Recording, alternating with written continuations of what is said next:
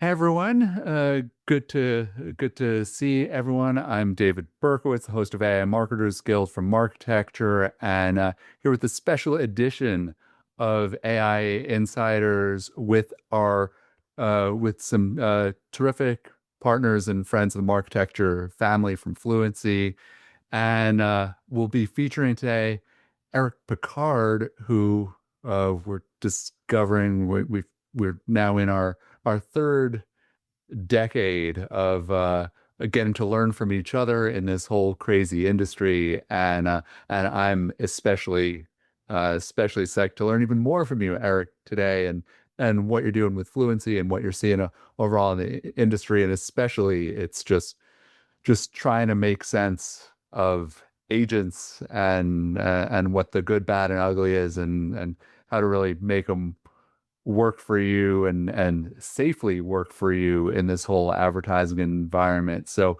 Eric, great to have you and the team here. Welcome. Thank you so much. At least we know Eric is someone who's going to welcome the toughest of tough questions, and we often have quite a bunch in here. So as things come up, feel free to ask away. We'll make sure to have plenty of time for questions, and we've got some of the Fluency team here to help with some of the quick hits as well. So, yeah, Eric, take it away. Thank you. Yeah, so I appreciate this. I joined Fluency just a short 2 months ago, and I lead product for the company, and will you'll learn a lot about what we're doing and how we're playing in this agentic world today. So the first thing that well, that's me. Hi, nice to see you all. The first thing that we're going to talk about is really around what is agentic advertising and how is it playing out. And I'll give you a little bit of background on the space, and I'll give you a little bit of a thought about how I'm thinking about this problem and how Fluency is approaching it. And you learn a lot about all of it. So uh, let's talk first about AI. I mean, it's obviously in every meeting that I'm in, it is a topic. The CEO of every company is being asked by their board what their AI strategy is. And there's a host of very early stage startups popping up all over the place, offering to wire an agent into whatever platform that you use and run your advertising for you. It's a really interesting time. It feels a lot like the early days of internet advertising, which David and many of the folks that I'm seeing on this call have been through once before. And it's got a lot of the hallmarks of that in in all the good ways, but in all the bad ways too. So when we start thinking about taking an LLM and giving that LLM agency, meaning it can actually go and do something on your behalf. That's really what we're talking about with Agentic. And the idea that you would let an LLM do something for you is proving to be really tightly coupled with a lot of things.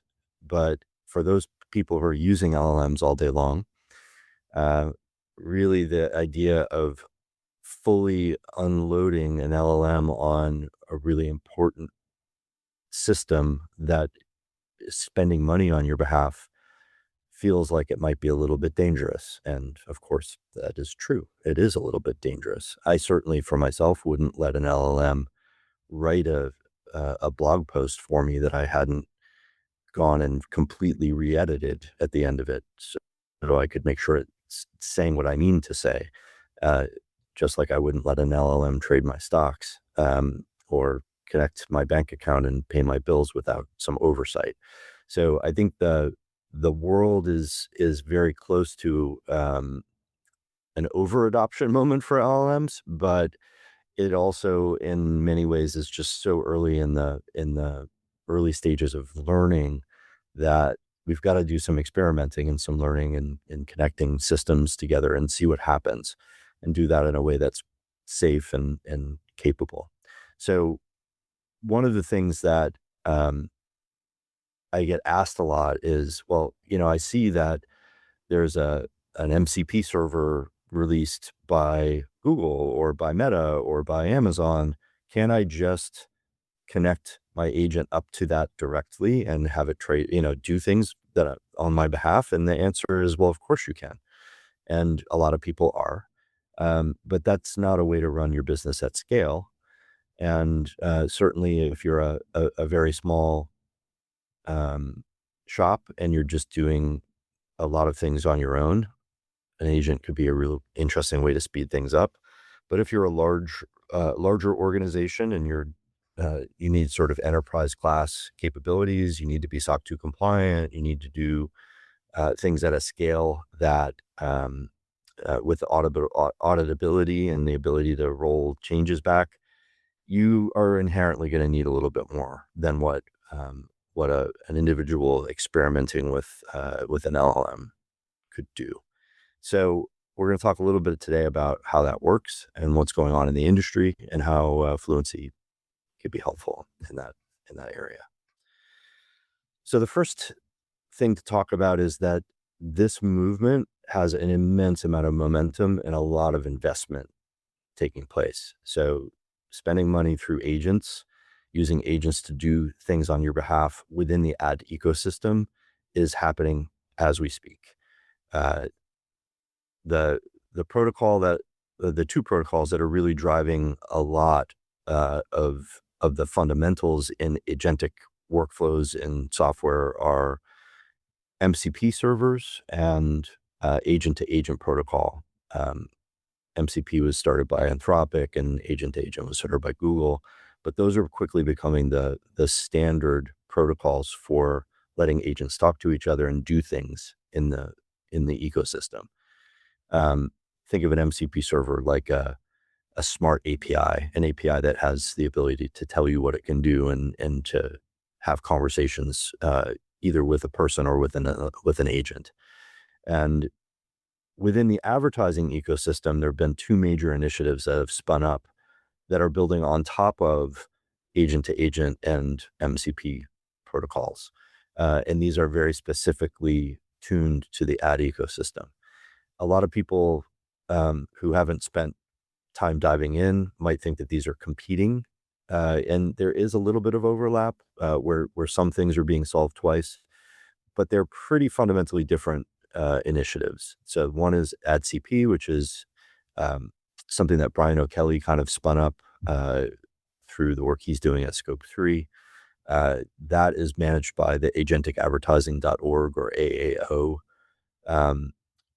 community that is an open source project with very standard open source kind of approaches. It's very grassroots. The other major protocol that's being developed is under an umbrella called AAMP or AMP that's being run by the IAB Tech Lab. And the major difference between the two is that Tech Lab is building on top of all the existing Tech Lab investments. And there's if we wanted to be really simple, we could say that the AMP project is really focused on programmatic and enabling things to happen within the programmatic space, particularly on the bidder and exchange side and how those things connect together. And AdCP is much more focused on accounts, campaigns, the workflow that's needed to connect things at the more organizational level of how things happen as opposed to the transactional level. So that's not 100% true. There's a little, like I said, there's a little bit of overlap. I'm sure if people from either group were in the room, although I am working in AdCP fairly regularly, I think you probably have some debate about that. But at a very high level, I don't see these things as competitive. I see them as collaborative and solving slightly different problems through different lenses. And I've been part of the AdCP project for a while now and wrote one of the specs in that group.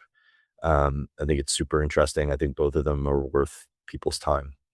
So the thing about AdCP that was interesting to me is that I wrote the governance spec for the AdCP project. And as I was working on that, I got a call from a recruiter about the opportunity here at Fluency. And as I started digging into what Fluency had built, I realized that Fluency had built many of the things that I was calling out in the AdCP spec for governance.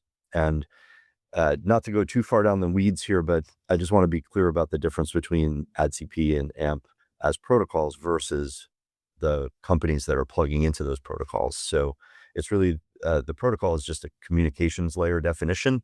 It's like how are two systems that are using agents able to interact with each other, and all of the information that is very specific to advertising and all of the different ways that ad platforms work are codified in those protocols.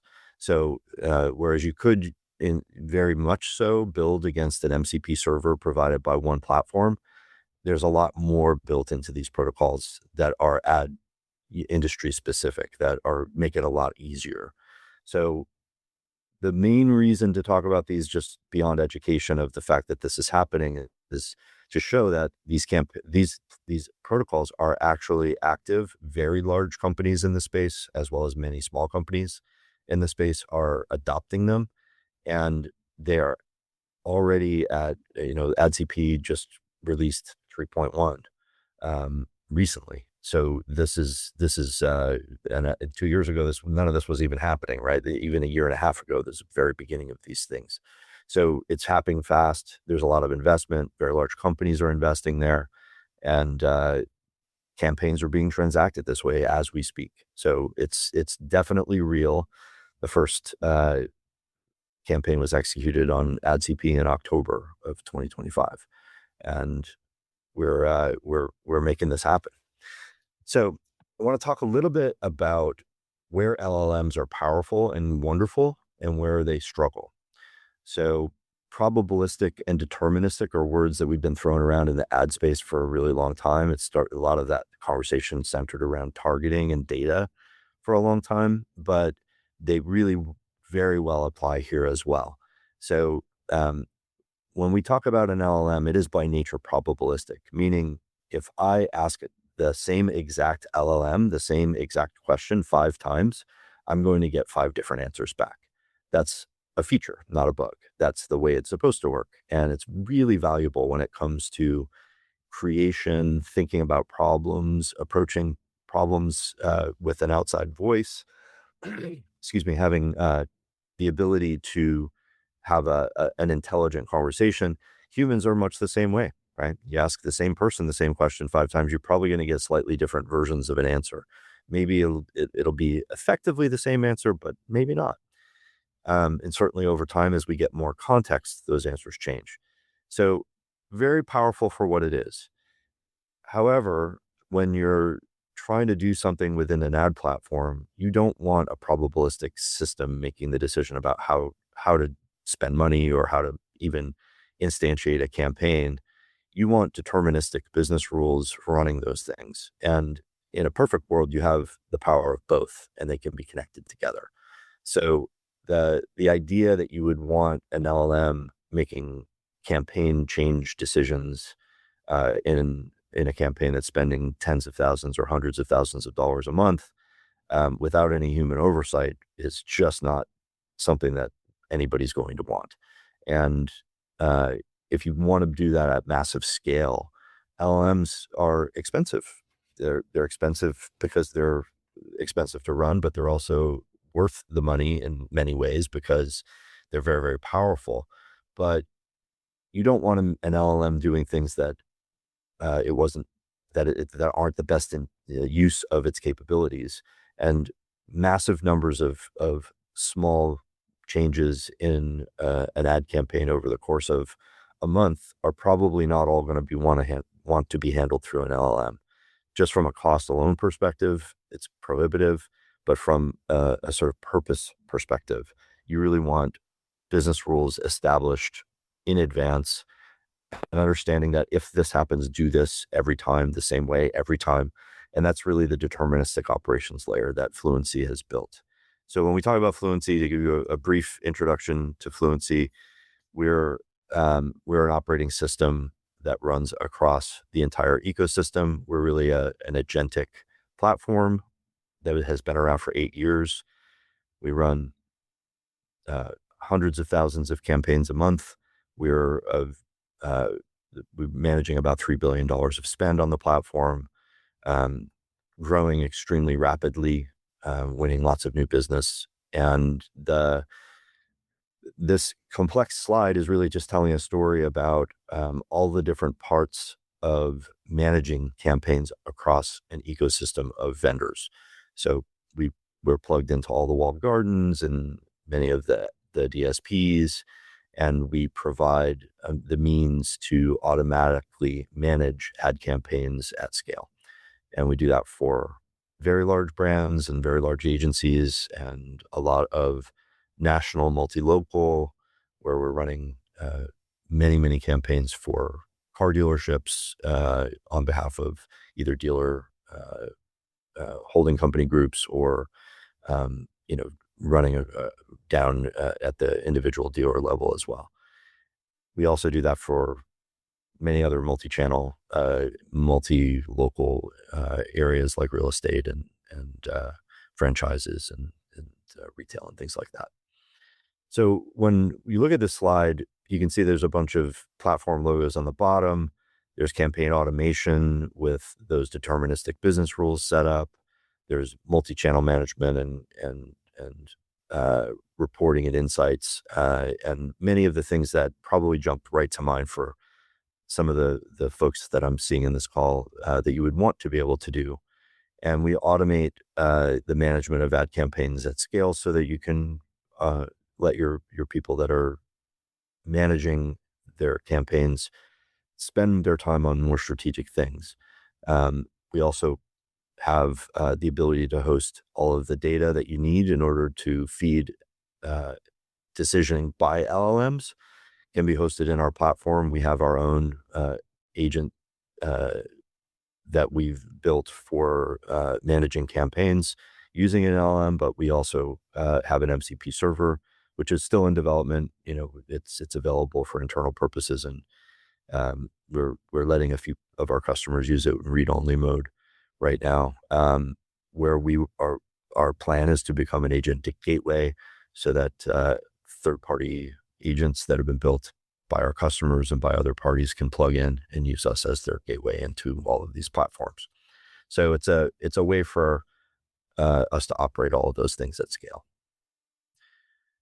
And one of the core capabilities that we have is a really good illustration of this. We have a capability called blueprints that allows us to do conditional decisioning based on outside data sources. That outside data source could be, for instance, an inventory feed from one of our customers, so we know what they have in stock at what locations, or it could be a weather input, it could be the stock market, it could be news.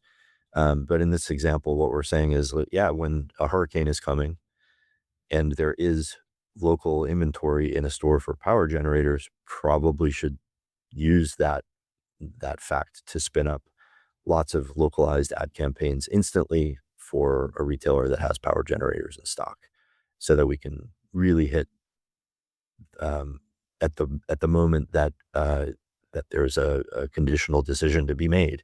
And to do that at scale requires a lot of different capabilities, and a lot of those capabilities could be triggered by an LLM, but they also should have deterministic decisioning built in, so that they're making the decisions the way that you would have made them, and not sort of leaving a lot of those key decisions in the hands of an LLM, or even having to bounce back to a human, which makes sense in a lot of really important big decision cases. But for many of the small decisions, you can decide those things in advance and codify them. So that's basically what Fluency does as a platform.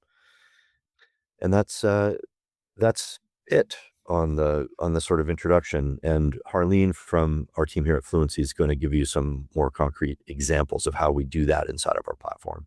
But hopefully that made sense about how we're approaching it and why we're approaching it that way.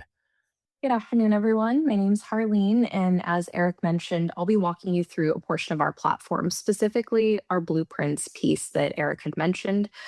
When most people talk about agentic AI, they often picture a digital employee given the total freedom. They imagine an LLM waking up, going into their client list, and being able to access it and just figure out how to handle those complex workflows, creating those ads and getting them the results that they're hoping for. But anyone that's actually implemented or tried to deploy a fully autonomous, unconstrained agent in production understands the truth. It can be terrifying. The results are often unpredictable, as Eric has mentioned. It can be one way when you ask the question once, whereas it can be a different way. But what we're really looking for is that consistency, the ability to be able to scale by providing it the governance, the guardrails to be able to provide the outcomes that we're truly looking for. That's where blueprints come into play. Blueprints essentially become that deterministic DNA that the AI agent needs. So you can think of it almost like the autonomous agent is like a high speed train. Probabilistic AI is the powerful engine that handles the nuances, adapts, interprets the signals of your data. But the train can't steer itself across open dirt. It needs tracks. Blueprints become those tracks. And blueprints essentially allow you to predefine how you would like those campaigns to be built out, providing it with the direction, the guardrails, creating that governance that allows us to say, okay, when we get to this stage, this is what the agent needs to do. This is what we need to do to progress. Identifying that conditional logic to say, okay, if that hurricane is coming through, we want to go ahead and turn off any ads that may not be relevant to our users and turn on what's relevant in our inventory, what is applicable in that time. For example, it allows our customers or customer service agents to essentially have a blueprint that dictates what campaigns are needed, when to deploy them, what data is used to create those, what types of ads to build out. And what this leads to essentially is creating a state where we have predictable reliability that allows us the flexibility to use things like an LLM, but have the absolute certainty that it will follow the business logic that we've provided it, giving it the results that we intend to have. So, what does that look like? When we work with you to create what we call our blueprint, we create the framework, those guardrails that we want to establish based on your unique strategy, whether it's for franchises, home services, automotive, different verticals have their different strategies. So we want to identify those guardrails, establish that framework for those campaigns, and then simplify launching those campaigns at scale. And the way we do that is once we've created that blueprint, it allows us to then select, say, the business. In this case, we'll take another home services example. Alex's HVAC services is asking us to launch campaigns across a number of different channels. Now, with blueprints, we can create predictable, reliable results, allow for auditability, allow for safety at scale by using that blueprint as the guardrail. And what we can do is select that blueprint and simply click preview. Once we click preview, what it's going to do is take a look at that blueprint as a set of instructions on what tools it needs to use, what areas it needs to call to for the data, how we need to use that data, and identifies those aspects, creating those campaigns on behalf of your team and uses those deterministic workflows to ensure that we're providing you the results that you intend to receive. So, again, going back to that predictability of saying, okay, every time I want to launch a search campaign that's a branding campaign for this particular business, these are the workflows that I'd like you to follow. If we see additional data points, here's how I'd like you to leverage them, becoming a simple exercise where you still have the human in the loop intervention where you can see all of the changes that are coming through, identify any areas that may be missing data, missing information, and allowing you to say, okay, let's go ahead and move forward. I approve of this change to be pushed out into the ad channels themselves, whether it's across the walled gardens, the DSPs. It allows for that scalability. So the deterministic aspect of it really comes into play by allowing us to create that governance using our blueprints. So Here, I have a quick example. With Alex's HVAC services, I've gone ahead and created over 28 different campaigns, 66 different ad groups, and over 90 different ads. And this is all based off of that blueprint where we've established those guardrails on how to create those campaigns. And the idea is this blueprint can scale across not just Alex's HVAC services, but across other businesses in a similar vertical that may want to follow those guardrails, but still allowing for the different nuances like targeting, audiences, naming conventions that can be unique to each business. And this also applies when it comes to our creative assets. We plug into not just the contextual data, we also plug into the creative assets. So imagine a change comes through.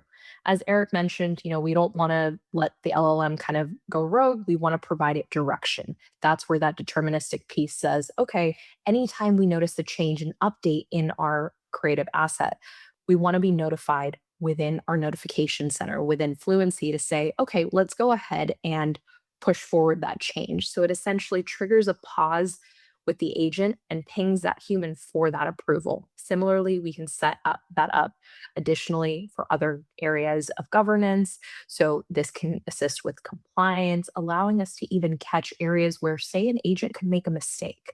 We don't have to go down a black box debugging, figuring out where the issue happened, what variability caused that change. Instead, we look at deterministic blueprint logs, which allow us to see exactly which state it's in, what tools were invoked, what areas need to be updated or changed. So that there is a simple, small demo of our blueprints, our advanced automation feature. I'll go ahead and pass it back over to Eric. Ekaterina had a great question. Are the blueprints different for B2C and B2B businesses? I would say they're different for every business. You know, the the business rules are very unique to what each individual, even client, so every agency has their own take and every client has their own take. I'll let Harleen dive in because she does a lot more of the details of this than I do. Yeah. A great way to kind of think about your blueprint is you'll have certain clients, certain verticals that you're servicing, whether they're B2C, B2B, you'll want to identify what that strategy is. And within that strategy, we often find there's patterns, there's best practices that we want to take. So that's kind of the way you can think about your blueprint, where if you have a couple different strategies that you deploy amongst your different clients, your different verticals, that's how you would kind of view your blueprints as a blueprint per strategy. It could be channel specific, it could be vertical specific. And to Eric's point, yes, it differs for each business, each agency, each holdco. It really depends on your take on how you're setting those campaigns up and how you'd like to build those.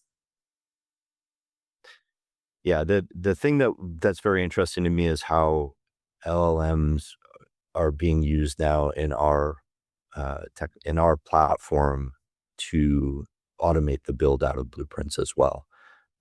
We're in development on the next generation of this, and we already have some working prototypes where, based on the playbook that an agency is already using, and their naming conventions are all typically like in the playbook, and all of the ways that they have structured in-house that are their ways of using each of these different platforms can be ingested with an LLM and turned into a blueprint in a fairly automated way.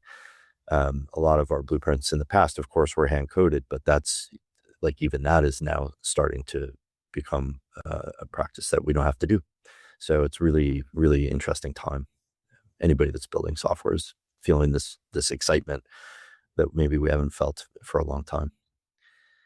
To sort of close that off, the real trick here is to have a very clear playbook in how you're going to make use of a tool set. Now, obviously, this is very Fluency centric, but it's true whether we're talking about Fluency or not. You could use the same sort of approach in how you were building your own agentic flow. So investing in the right infrastructure, really critical. If any of the folks on this call haven't played around with agentic advertising yet, I highly recommend going to agenticadvertising.org and going through the certification process that's being offered right now through ADDI, which is the AAO agent. It's pretty powerful, pretty cool. You can learn an immense amount very quickly, very automated, and making sure that you've got the right governance in place can be as simple as in a low volume workflow, you might be able to just say, that's me. I'm the governance as the human being. It's when things get much higher scale that you really need a system to help with that. So invest in the right infrastructure, whether that's building it out on top of the open source capabilities of those frameworks, building your own software, or even just wiring an LLM directly using that protocol into some of these other systems. Very powerful things you can do. I know a lot of the folks on this call, and I know there's a lot of tinkerers in this call. So definitely go and play and download the open source code and deploy in your GitHub and get playing. But when it comes to doing these things at scale, you're going to want to do them using a partner like us, where you've got the right sort of deterministic automation that's been built. So phase 2 of this, you want to make sure that it's not, like I said, that can be on a very low scale model. That can be literally a human being that deterministic automation. But in our case, we've got all of these capabilities, whether it's blueprints or budget management or many, many other automation capabilities within the platform that allow us to get those things set up in advance so we know exactly what to do. You want to focus on taking away those sort of manual error-prone workflows and building new workflows that are much more automated with all the guardrails in place. And then eventually you want a system of record when you've got these more high-scale agent-to-agent interactions enabled. You want that system of record to be able to set up the rules in advance, safely interact, safely run down all of your campaigns with all of the capabilities you need. But, we haven't even really talked much about reporting in this conversation, but LLMs are really great at analyzing data that's already processed, but they're really notoriously bad at processing data themselves without using software. So, one of the things that you want the capability of is to have the LLM look at data that's processed properly before it starts trying to figure out what happened. And that's one of the things that our system, as an example, does. I'm sure there's lots of others that can do those things for you as well. So it's a really important 3-step process in order to get this rolling: investing in infrastructure, running deterministic automation, and then enabling those agent-to-agent interactions safely with the governance that's needed in order to run them properly. Great. We do have some questions coming in, and welcome having others. So Ekaterina was asking, what were some of the biggest issues you've seen as you're building the platform out, specific to potential client damage if something goes wrong, for instance? Well, it just like you would expect, right? There's always the potential for things to go sideways. But when you build the platform from the beginning to have safe automatic rollbacks and auditing of every change that's made in a searchable function, you really kind of shore up a lot of those capabilities. So, the trick with all of, whether like forget about Agentic for a minute, just like if you're logging into Google AdWords, what is your approach to using Google AdWords in a way that's safe? The nice thing about a platform like Fluency is that a lot of those sort of codified approaches that you have in a playbook inside of an agency can get turned into really specifically written codified rules, business rules that run inside of a campaign. And now opening that up so that an inbound from the outside is coming not just from a human, but maybe an LLM that's operating on top of a platform like ours is really powerful. Excellent. And then Brad was asking, as Meta and other advertisers make their own MCPs available to the public, how does using a tool like Fluency compare to building your own system in something like Claude? Yeah, I mean that's really the underlying story that I've been trying to tell this whole time, which is that absolutely anybody that is really good at building things with the help of an LLM can build more than they've ever been able to build before. And that's how I can imagine like a small direct-to-consumer brand as an example with a small team, maybe one or two very technical people could automate how they're how they're running their campaigns in Meta. They could then do that whole same effort again for every other platform that they want to interact with. But that's a very low scale approach. And the automation and the governance and the capabilities to um, uh, go through a SOC 2 compliant audit, as an example, are not going to come very easily in that process. You basically have to build what Fluency's built. So the approach is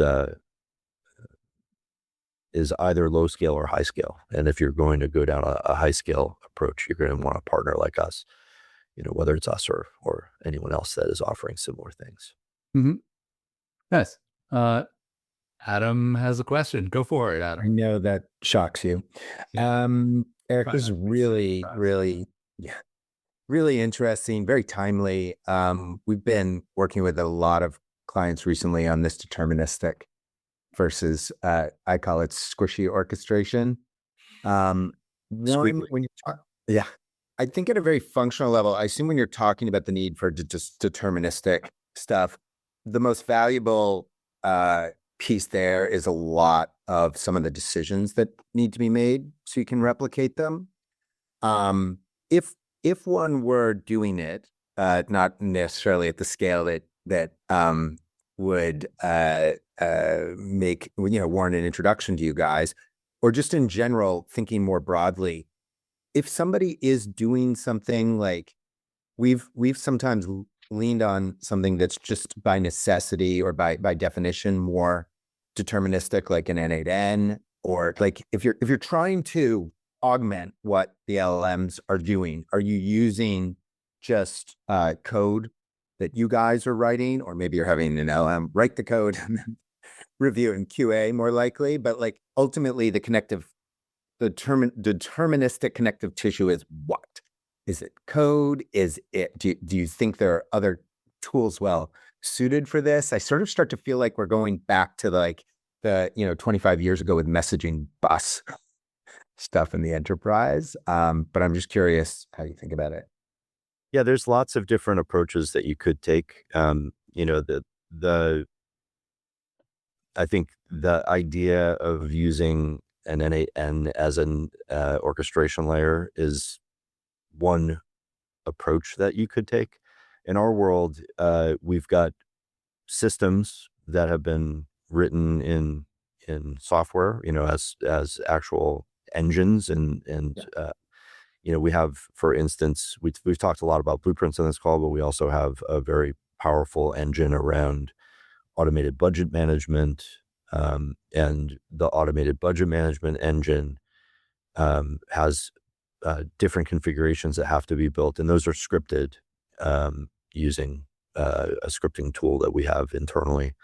And we don't actually typically let a customer manage their budget scripting because it's very, very complex. So we actually have an engineer on our team who is an expert in managing those budget scripts, write those budget script calls. So a lot of the problem with a lot of this stuff is you're replacing what a human is normally doing. So if you're running a campaign in Meta, or you're running a campaign in Google Ad Manager or TikTok or in a DSP, you have an expert that is trained for some period of time, hopefully, in that tool, and they're looking at results, they're looking at reports, they're analyzing what's happened, and they're making a decision, an active decision. Okay, based on that, I should make this change. Some of that is is very subjective, frankly. Like you have to develop a certain amount of knowledge about what X means in the system in order to make that decision.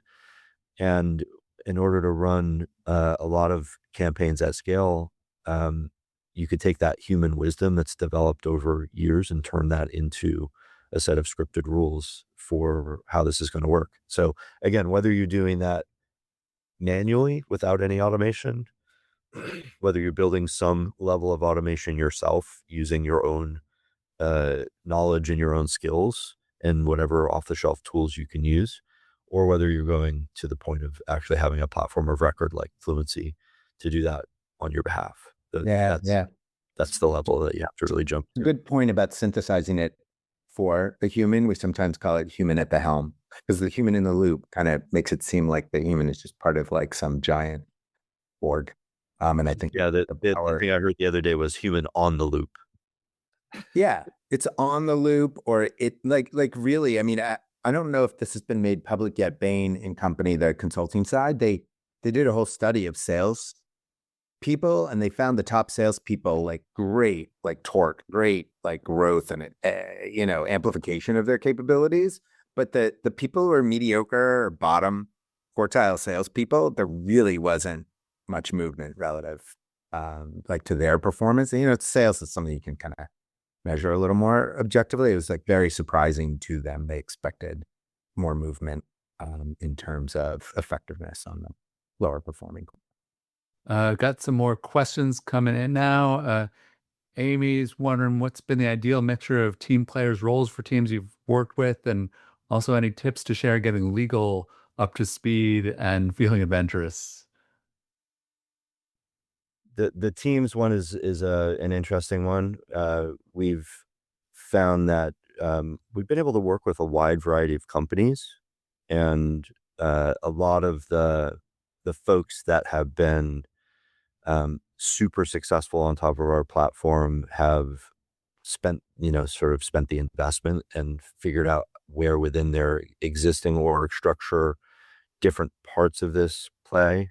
And of course, like in any situation, the most successful customers have actually adopted, made adjustments to their workflow and their plans and even staffing based on this. So, the capabilities can either augment or can increase efficiency or can make things actually work better and have higher performance.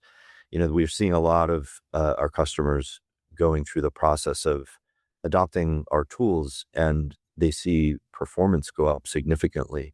And it's not necessarily because our tools are helping them with performance specifically. It's that the things that were distracting, the constant stream of hair on fire emergencies went away when they adopted a tool that had a lot of automation and a lot of guardrails in place and a lot of automated responses when there's a problem. So they were able to spend the time thinking about how to improve their campaign results. So it's just a really interesting sort of moment for those things. There were two questions and I forgot what the second one was. Well, was dealing with legal and trying to get them up to speed and on board. Yeah, if anybody knows how to get legal wrangled, let me know. Generally, it's a trick of I've had this conversation a lot since joining Fluency, actually, because in previous roles, I've been responsible for things like SOC compliance. And anytime that you're dealing with compliance, you're dealing with guardrails, whether they're legal guardrails or, like audit level guardrails, it's important to remember that the people that are doing that work with you are consultative, and that you need to educate them, and they need to give you opinions, and then you need to make judgment based on the opinions you're hearing. So a lot of times I hear people say things like, well, legal won't let us. Well, that's not true. Legal tell you that they don't recommend you do that. But there is a decision that has to be made sometimes that sometimes takes legal guidance into account. Yeah. I mean, my best advice for legal is to work for an org that has lawyers like I got to give a shout out to Richard Mass, who ran legal at 360i and was like letting us innovate at the speed we needed to. And like when you work with lawyers like that, it's like, wow, Totally. uh, Yeah, I've had that experience so many times in my career where I was very collaborative with legal, and wow, what an amazing thing. yeah. Yeah, questions keep coming. Good to see Mike Kieran's in the room here, and is wondering about how I deal with reconciliation and billing specifically with my old and current friends at MediaOcean. Are you integrated there? We're not directly integrated with MediaOcean, but we can import and export from MediaOcean very easily. So a lot, you can imagine, we work with a lot of large agencies. A lot of our clients are on MediaOcean. We haven't done direct integrations, but it's almost the same thing. The ability to import and export in the right formats. Awesome. Well, it's helpful. What other questions do we have here specifically? Specifically about what we saw today, other trends in agentic advertising, and yeah. So, Eric, I mean, is there anything you can share? I don't know, like what you've shared as far as your specific roadmap goes, but even if not, some of the things that you're more excited about, and like, where you're, especially as one of the newer members of the team there, I'm sure you've thought a lot about what the rest of the year looks like for you. What Sure. are what are you there to do? What are you interested in and excited about? What can you tell us? Thanks. Yeah. We're operating this fairly large, complex tool set that has taken 8 years to get to the point it's at now. And in the middle of all that, the entire bottom of the floor has been pulled out from under the whole ecosystem because of all these changes driven by AI. So we're very rapidly adopting AI agentic workflows for software development. We're building very powerful tools for the engineers to use to have a development pipeline that automatically does all the things that a human used to have to set up for them, and using agents to write code and to help with QA and to build test plans and all of that's fun stuff on the engineering side. From a sort of corporate vision perspective, it's a funny thing because when I started looking at Fluency's website, there were a lot of like little there were like attempts to describe what the company did, but there wasn't a language to be used that was universal. So, occasionally they'd use the analogy of robotic process automation, which wasn't really actually how we were doing things. But it made sense to people if they had read about RPA before, that they could make that leap about how we were doing things. But really what we're doing is agentic advertising, deterministic agentic advertising. We've got that system scales incredibly well when you plug it into where LLMs are coming into the workflow. So it's a really interesting time for us. I think when we look at the long term, I think we become an agentic gateway for scaling LLMs across the entire ad ecosystem. And we're plugged into all the DSPs, but we're not a real-time bidding integration. We're an account level integration, and we configure campaigns, and we pull data, and we manage things in a non-real-time capacity. That's it. We might be all right for now. Yeah. I mean, what's best way for folks to learn more if they want to dive in, if they want to follow up with you with anything? Well, certainly anybody on this call, feel free to reach out to me directly. Many of you have my address. It's eric.picard@fluency.inc. For those who don't have my current work email address. But if there's interest in actually exploring the platform and moving down that front, certainly start with our website, fluency.inc. And there's a lot of really great stuff on there about how we work and what we have, and be very happy to introduce you to our sales team and have them start moving with you. Terrific. Well, I think everyone here learned a lot. We got lots of appreciative feedback in the comments, so make sure you get your love letters there. And yeah, excited to just keep learning more about just how agents are being deployed across ad stacks in practice, and seeing some what's going on behind the scenes is really helpful for I know tons of folks in the AI Marketers Guild community and beyond. So appreciate you spending some time with us, and know that that you're just been terrific educating the broader architecture community, and look forward to way more from all of you. So hope you come back sometime, and appreciate just all the really thoughtful questions coming in here, and even sometimes it's like when we have folks like yourself, it feels like a bit of a family reunion. So always great to see everyone coming by here, and yeah, appreciate you spending some of your week with us. Thanks so much. It was great to see you all. Yeah, thanks everyone.